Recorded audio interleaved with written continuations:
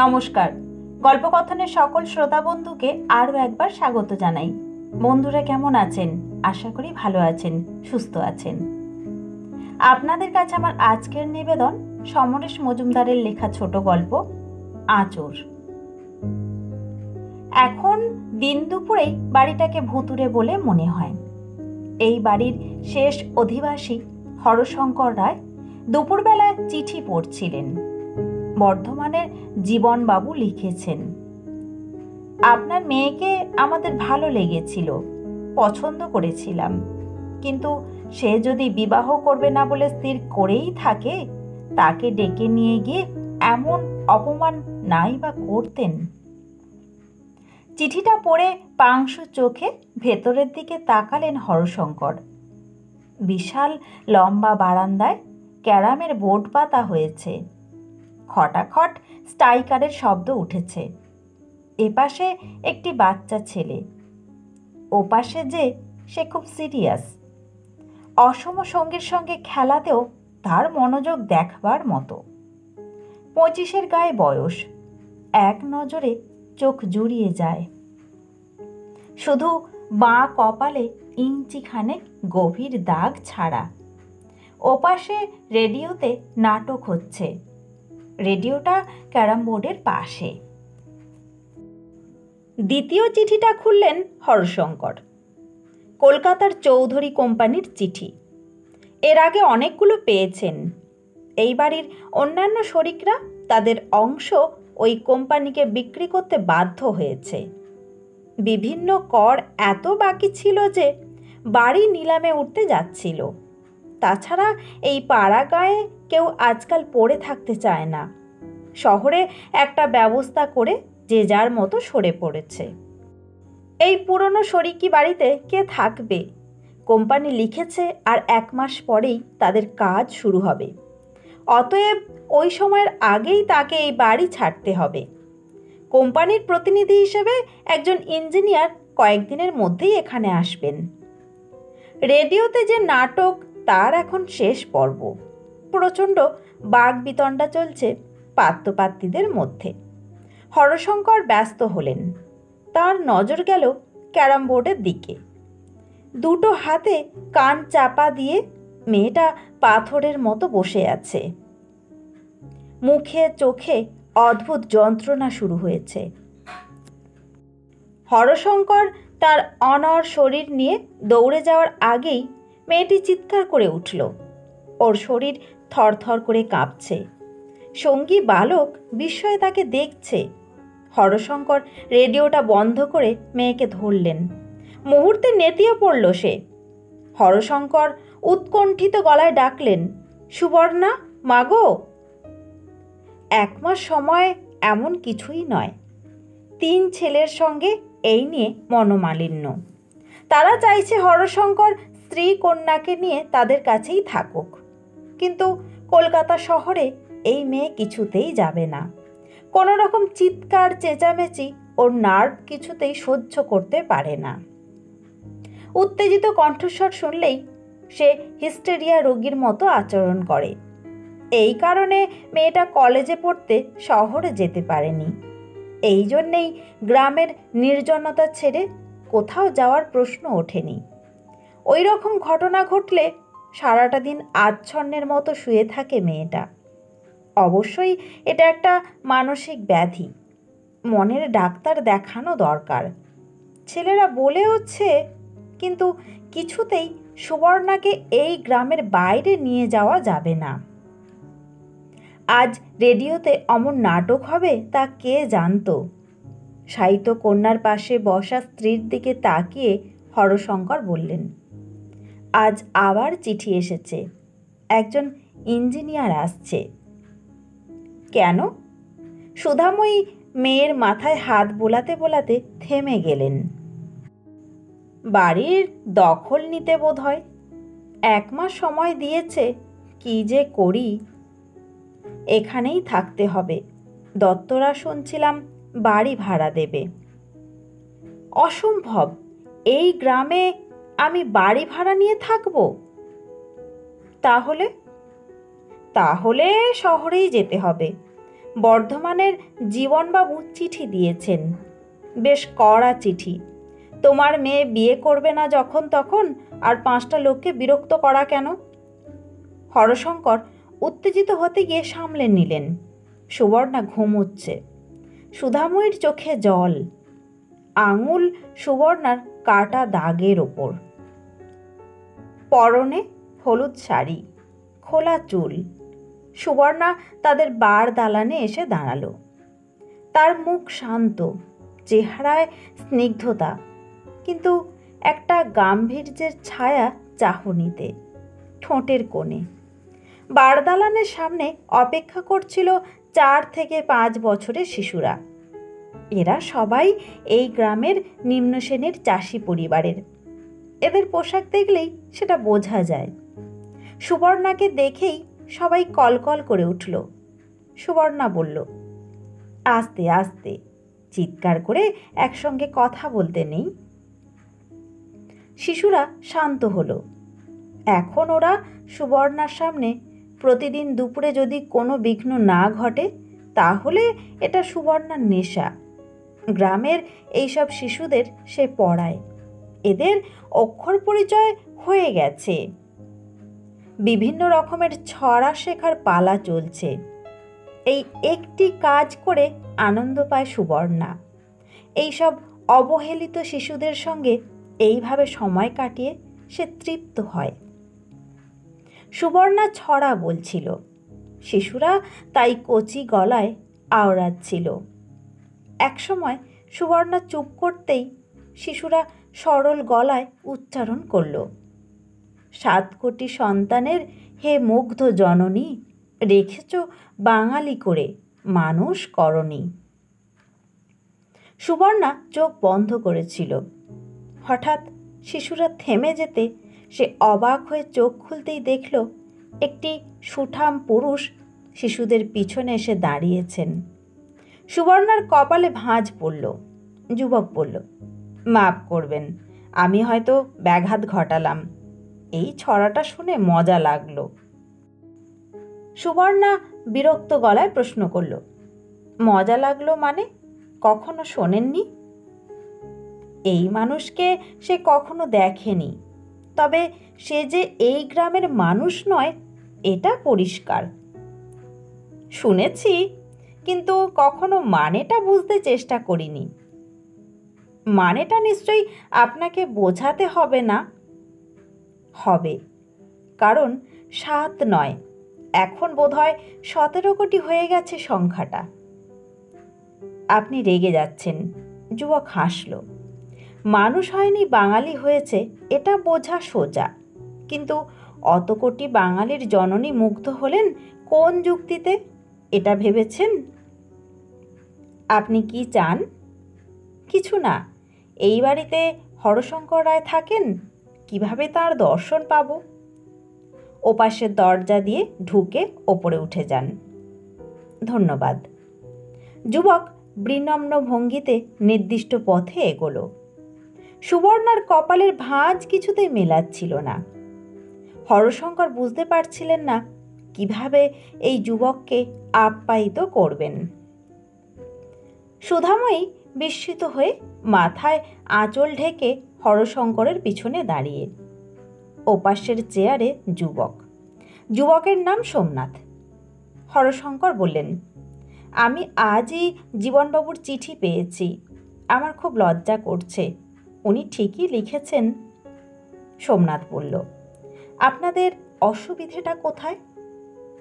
এবার সুধাময়ী বললেন, কোনো অসুবিধে নেই বাবা, মেয়ে জেদ ধরেছে যে সে বিয়ে করবে না। সোমনাথ হাসল। সেটা জানি, কিন্তু কেন? কোনো ব্যক্তিগত অসুবিধে আছে? হরশঙ্কর তাড়াতাড়ি মাথা নাড়লেন। না না, মেয়ে আমার খুব ভালো। আমার ব্যাপারে কোনো আপত্তি আছে? না, তোমার মতো ছেলে পাওয়া তো ভাগ্যের কথা। আপনারা জানেন আমি কোথায় চাকরি করি? শুনেছি কলকাতায়। খোঁজ খবর নেওয়ার আগেই তো। কিছু মনে করবেন না, আপনারা বলছেন কোনো অসুবিধে নেই, অথচ আপত্তি আছে। এটাই আমার বোধগম্য হচ্ছে না। শুনে আমার কৌতূহল হলো। ওকে বাইরের দালানে দেখলাম, দেখে অবশ্য কিছু বোঝা গেল না। সোমনাথ উঠল। সুধাময়ী ব্যস্ত হলেন। না বাবা, আমার মেয়ে সম্পূর্ণ সুস্থ। সোমনাথ বলল, এটা আপনাদের ব্যাপার। আপনাদের তো 1 মাসের মধ্যে এই বাড়ি ছেড়ে দিতে হবে। হরশঙ্কর চমকে উঠলেন। তুমি কি করে জানলে? এ খবর তো গ্রামের কেউ জানে না। আমি জানি। কবে ছাড়বেন? হরশঙ্কর কিঞ্চিৎ হতভম্ব। এই খবর গ্রামের কেউ জানে না বললেন দেখি, মেয়েটার জন্যেই। সোমনাথ বলল, একটা কথা আপনাদের বলা হয়নি। আমি ইঞ্জিনিয়ার, চৌধুরী কোম্পানিতেই আছি। এই গ্রামের পাশের নদীতে যে কাজ হবে সেটা করার দায়িত্ব আমার ওপর। সেই সঙ্গে এই বাড়িটির দখল নিয়ে অফিস শুরু করতে কোম্পানি আমাকেই পাঠিয়েছে। চাকরি বজায় রাখতে গেলে আমাকে সবসময় ভদ্র কথা নাও বলতে হতে পারে। আচ্ছা, নমস্কার, চলি। দুটি বিস্মিত মানুষকে সেই অবস্থায় রেখে সোমনাথ নেমে এলো। বিশাল বাড়ি, সবকটি মহল এখন তালা বন্ধ। এই এলাকাটা খালি হয়ে গেলে কাজ শুরু হবে। পাশের নদীতে বাঁধ দেওয়া হচ্ছে। বিরাট অর্ডার পেয়েছে কোম্পানি। সামান্য শব্দ হলেই মনে হয় অনেক গুণ হয়ে ফিরে এলো। একটা বুক চাপা শূন্যতা চারধারে। সোমনাথ জুতোয় শব্দ তুলে বাইরে বেরিয়ে আসতেই দেখতে পেল সামনে সুবর্ণা, তার আঁচল পিঠে ঘেরা। শিশুরা নেই। সোমনাথ পাশ কাটিয়ে গম্ভীর মুখে বেরিয়ে যাচ্ছিল। সুবর্ণা ডাকল, শুনুন। সোমনাথ ফিরে দাঁড়ালো জিজ্ঞাসু চোখে। সুবর্ণা বলল, মুগ্ধ জননী, এই শব্দ দুটোতে আপনার আপত্তি কেন? আপত্তি আছে, বোধহয় কবিও সেটাই ব্যঙ্গ করতে চেয়েছেন। 17 কোটি মানুষের মা কোন যুক্তিতে মুগ্ধ হন যদি তিনি তাদের মানুষ করতে না পারেন? কোনো অধিকার নেই তার মা হওয়ার। মুগ্ধ হওয়া তো অনেক দূরের কথা, তাই না? সুবর্ণা এক দৃষ্টে তাকিয়েছিল সোমনাথের মুখের দিকে। সোমনাথ হাসল। এই ধরুন, সারা দেশে কত নদী। আমরা কবিত্ব করে বলি নদীমাতৃক দেশ। আমরা যদি বাঁধ না গড়তাম, যদি নদীর জল নিয়ন্ত্রিত না করতাম, তাহলে এই নদীমাতৃক দেশটা সারা বছর বন্যায় ডুবে থাকত। শুধু আবেগ নয়, সেই সঙ্গে দায়িত্ববোধ না এলে জননী শব্দটির প্রতি সম্মান জানানো হয় না। আমি বোধহয় আপনাদের পড়াশোনায় আজ ক্ষতি করেছি, খুব বিরক্ত করলাম। তার জন্য আমি আবার ক্ষমা চাইছি। চলি। সোমনাথ পাশ ফিরে বেরিয়ে গেল। সুবর্ণা কোনো কথা বলল না। ওর দৃষ্টি শূন্য, কোনো বোধ যেন কাজ করছে না। নদীর ধারে জরিপ চলছিল। বিশাল নদী, প্রতি বছর কুল ছাপিয়ে দেশ ভাসায়। এই নদীর গায়ে বাঁধ পড়বে। বিজ্ঞান চেষ্টা করবে সেই প্রতিহত জল সঞ্চিত করে চাষের জন্যে নির্জলা জমিতে পৌঁছে দিতে। নদীর ধারে অস্থায়ী তাঁবু পড়েছে। তাঁবুর সামনে নিচু টেবিলে প্ল্যান রেখে সোমনাথ দেখছিল। তার কিছু সঙ্গী দুপাশে। এই সময় চোখ তুলতেই সে দেখতে পেল সুবর্ণা এগিয়ে আসছে। সঙ্গীদের কাজটা চালাতে বলে সে মুখোমুখি হলো। আরে আপনি? আপনারা কবে থেকে বাড়ির দখল চান? শক্ত গলায় জিজ্ঞাসা করল সুবর্ণা। যে কোনো দিন হলেই হয়, তবে আপনাদের 1 মাস শেষ হতে তো দেরি আছে। সোমনাথ হাসল। এখানে আপনাকে বসতে বলবো তার কোনো উপায় নেই। আমি বসতে আসিনি, কিন্তু আপনি আমাদের বাড়িতে কেন গিয়েছিলেন? কোম্পানির হুকুম মতো বাড়ির দখল নিতে, না আমি কেন বিয়ে করতে চাইনি তার খোঁজ নিতে? ঠোঁট কামড়ালো সুবর্ণা। যদি বলি দুটোই, তাহলে সীমা ছাড়িয়েছেন। কোম্পানির হয়ে যেটুকু জানার সেটুকুই জানতে চাওয়া আপনার উচিত ছিল। আপনারা যেদিন চান তার 3 দিন আগেই জানাবেন, আমরা বাড়ি ছেড়ে দেব। কোথায় যাবেন সেটা আপনার জানার অধিকারে নেই। ঠিক এই সময় নদীর ধারে একটা গোলমাল শুরু হলো। জরিপ করতে আসা দলের একজন শ্রমিক চিৎকার করে একজনকে কিছু বলতেই সে উত্তেজিত হয়ে গালাগাল দিতে লাগলো। ক্রমশ উত্তেজনাটা শ্রমিকদের মধ্যে ছড়িয়ে পড়ল। সোমনাথ তার এক সহকারীকে ব্যাপারটা জানতে পাঠিয়ে সুবর্ণার দিকে তাকাতেই অবাক হয়ে গেল। মেয়েটার মুখ অসম্ভব পাল্টে গেছে। থরথর করে কাঁপছে ঠোঁট, চোখের দৃষ্টি ঘোলাটে। সোমনাথ এগিয়ে এলো। আপনার কি হয়েছে? এই সময় গোলমালটা থেমে গেল। সোমনাথের সহকারী তাদের সঙ্গে কথা বলছে। সোমনাথের সেদিকে লক্ষ্য নেই। সে এই মেয়েটির পরিবর্তন ঠাহর করতে পেরে বিব্রত ভঙ্গিতে প্রশ্ন করে যাচ্ছিল। শেষ পর্যন্ত চেতনার শেষ প্রান্ত থেকে ধীরে ধীরে নিজেকে ফিরে পেল সুবর্ণা, এবং তখনই তাকে প্রচণ্ড অবসন্ন দেখালো। নিরক্ত মুখে সে বলল, চলি। কিন্তু আপনাকে প্রচণ্ড অসুস্থ দেখাচ্ছে। কি হয়েছে আপনার? কিচ্ছু না। আচ্ছা। সুবর্ণা বাড়ি ফিরতেই সোমনাথ তাকে বাধা দিল। অসম্ভব, এইভাবে আপনাকে আমি যেতে দিতে পারি না। চলুন, আমি আপনাকে পৌঁছে দিচ্ছি। সুবর্ণা শেষবার আপত্তি জানালো। মিছিমিছি ব্যস্ত হচ্ছেন। সোমনাথ বলল, আমি জানি আপনি খুব জেদি মেয়ে, কিন্তু এবার আপনাকে আমার কথা শুনতেই হবে। সার্ভের কাজের জন্য আনা একমাত্র জিপটাতে সোমনাথ সুবর্ণাকে পৌঁছে দিচ্ছিল। ড্রাইভিং সিটের পাশে 2 হাতে মুখ ঢেকে বসেছিল সুবর্ণা। বিশাল বাড়িটার সামনে এসে জিপটাকে দাঁড় করিয়ে সোমনাথ জিজ্ঞাসা করল, এখন কেমন লাগছে? সুবর্ণা মুখ তুলল। সামান্য মাথা নেড়ে নামবার জন্যে পা বাড়াতেই সোমনাথ আবার প্রশ্ন করল, আচ্ছা, আপনার কপালে এই আঁচড়টি কিসের? সঙ্গে সঙ্গে চমকে উঠল সুবর্ণা। তারপর বলল, আমার দুর্ভাগ্যের। দুর্ভাগ্য? সোমনাথ বাবু, আপনাদের অপমানিত করা হয়েছে বলে যদি মনে হয়, আমি ক্ষমা চাইছি। আমি আমি আমার বিয়ে করার কোনো মানসিকতা নেই।